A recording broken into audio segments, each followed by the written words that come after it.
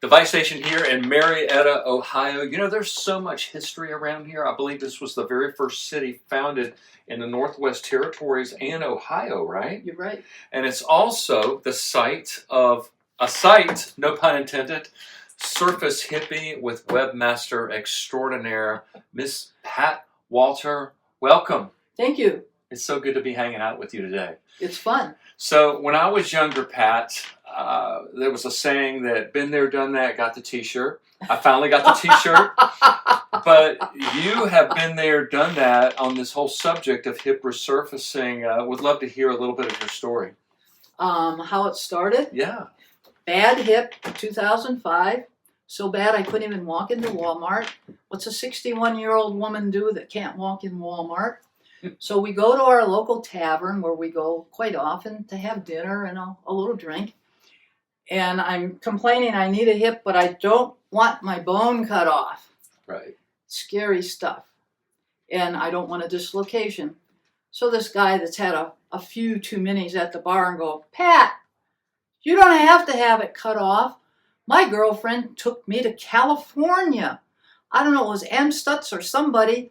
Go look up Surface Hippie. I got a hip resurfacing or something like that. And he was rather inebriated. So I came home and I went searching on the internet for Surface Hippie.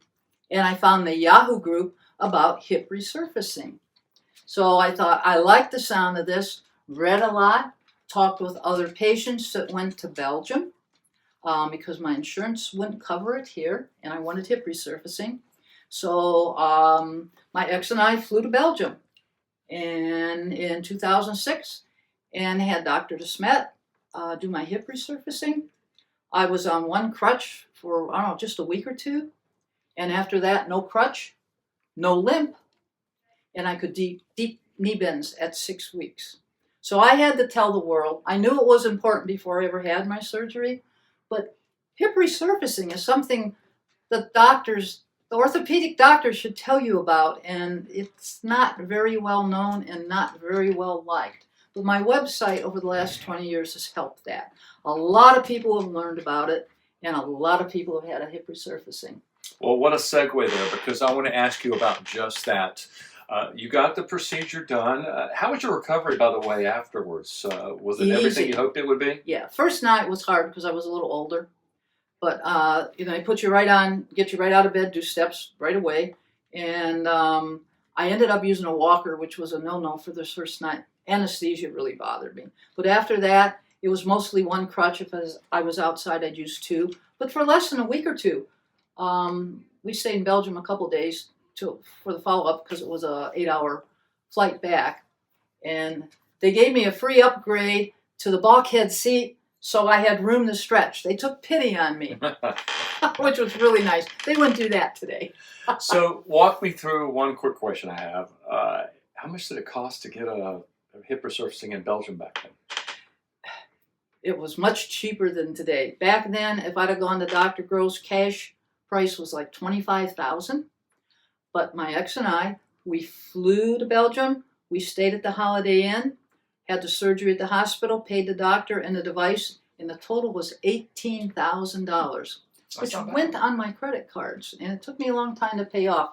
Best investment ever in my own hip and my own body. So you got the procedure done, you recovered from it. So what was the aha moment for you that you said, I want to share my journey with the world on this particular procedure? Well, it was before that, because when you're using a group like a Yahoo chat group, you want to go back and you can't find things.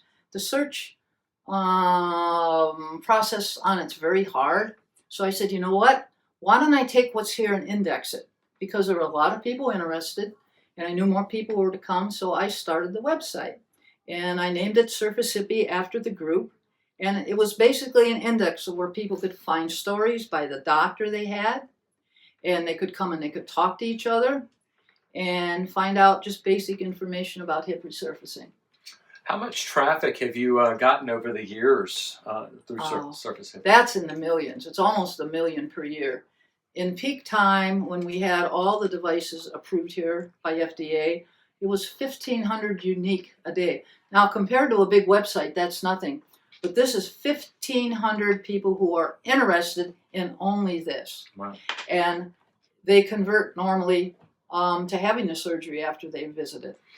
We've talked to some real heavyweights in the resurfacing field on the surgeon side, and it was really mind-blowing to us of how much traffic has come through your website that has led them to a particular surgeon to get this done. So great job on that. Yes, a lot of the surgeons get their referrals, not from click-throughs. They read on the website, they read about the doctor, they read about patients who have used that doctor, and then they call or email. So it's not quite like the regular websites where they click on a lot of ads, but they see those ads on all the 2,500 pages on the website and the 2,000 plus pages on the hip resurfacing group. So they see that over and over. So they learn who the top surgeons are very quickly. We spent 30 seconds with you, and I immediately picked up on your passion about this procedure and just about the head resurfacing industry in total. You've seen some pullback here in the United States with companies getting off the market with implants, but are you like me? I'm still very, very bullish about the future of head resurfacing in the United States. Oh, me too. I have one in my hip that's almost 21 years old. I mean, it'll be an easier conversion to a THR if you need it. For an active young person, there's no dislocation, there's no restrictions. It's the way to go. And why more surgeons don't learn about it and do it, I don't know, but I hope it's going to change. Yeah, I think we're going to see some people jump into that field here. I You think think? so. Oh, I think so. We've got new devices under trials, the Polymotion. We've got all the new ceramic on ceramic Resurf H1 overseas. I think there's a lot coming, and people are patiently waiting, and they're upset that they can't get it right now. I get letters and emails from them and posts from them. For people that are watching this, Pat, that have got their own hip issues that they're dealing with and looking at different ways they can get it remedied, total hip, getting resurfacing, any thoughts that you have for them from your journey? If you're younger, you definitely want to go. You save your bone. They don't cut bone off, so it's bone conserving.